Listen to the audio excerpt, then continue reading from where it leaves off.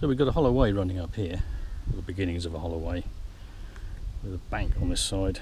The bank where I'm standing, they're only small, but they've arisen over a large number of years, and it winds through and then up the slope. Before we actually cut this, there was a lot of violets and other ancient woodland indicators on the centre of the hollow way. Further up it becomes bare of hazel stools. But if you were going to cut this area here, this is where you would in all logic take your materials out. Through here, through the gate. With a four-wheel drive, that's okay. And that's why I used this area here for 3 years to stack my firewood. So from this cant, there's a cant up the hill, and the cant further over for the first year, the triangular cant that took me 2 years to cut. First year, all the stuff came down to here. And you see what it's done to the ground flora. But that will eventually colonise up. So coming out through here, yeah, you think that's going to be a doddle. Got a nice gate, which the farmer very kindly put in for me.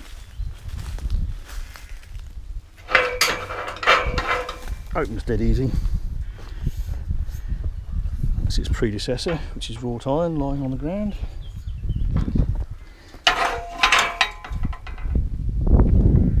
But that's quite a steep slope. If I do that, hold the camera level, what I've found with my old van is even if I came in the summer and everything was dry, come along through that gate, down the side of the slope here, and then try and back up, if there was a lot of good grass growth, nice lush grass growth, I'd end up stopping about here because I ran out of traction. If I got a really good run up, I could horse it through the gateway and get the back wheels to about there, which pretty much did me okay. The reason I tell you this is because one of the issues with managing woodland in the UK at the moment is a lack of management access.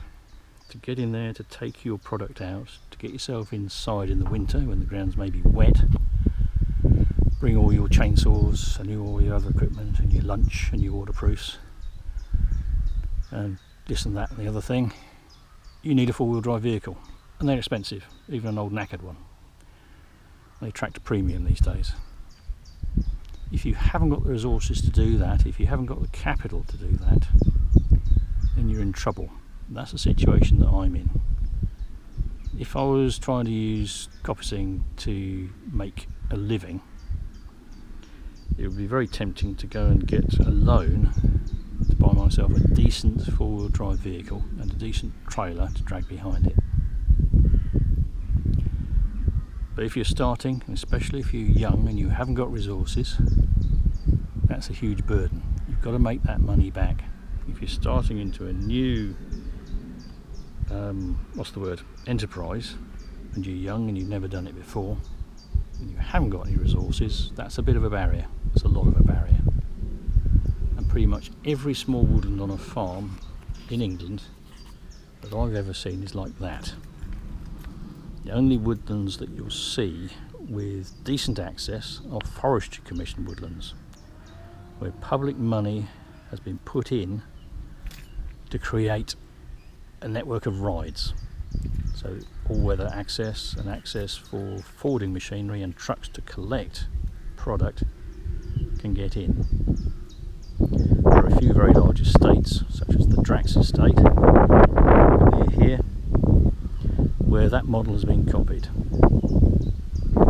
If done correctly, those rides can form the basis of a network of managed, you won't get any money for managing it, it's a managed habitat which will connect areas of coppice, thereby increasing the nature conservation value of your wood, but without significant resources to spend on that and not have to worry about making all the money that you take in from the woodland. That's never going to happen. The alternative is a system of grant aid that allows you to do that. But in the UK, in my 40 years of messing with woodlands, that has never happened. Development Grant Scheme. Never paid enough. Right.